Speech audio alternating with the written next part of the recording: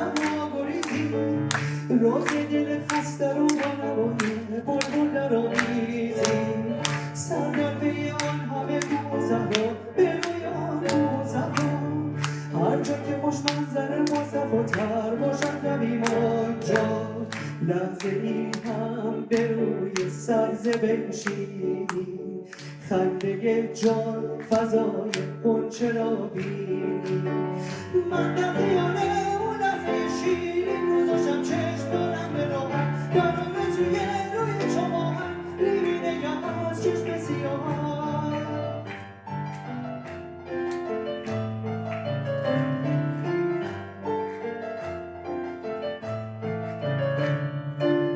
یاد داری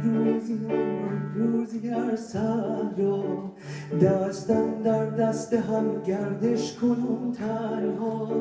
راه می رفتیم در بین شقایق‌ها بود عالم ما را لطف و صفای زهره چه خوش آن زمانی که با هم به دامان صفا گریزی راه دل خسته رو با نوای بلبل را میزی سرنبه آن همه کوه و صحرا به روی آن کوه و صحرا هر جا که خوش منظر و باصفاتر باشد رویم آنجا لحظه ای هم به روی سبزه بنشینی خنده جان فضای غنچه را بینی من در خیانه اون لحظه شیرین روزاشم چشم دارم به راحت در آرزوی روی چماهن ریمی نگم از چشم سیاهن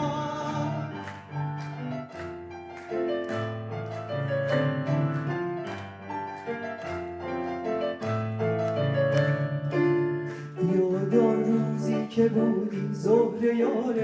من دور از چشم رقیبان در کنار من خالی یا خالی شاید ای نگار من با حال زار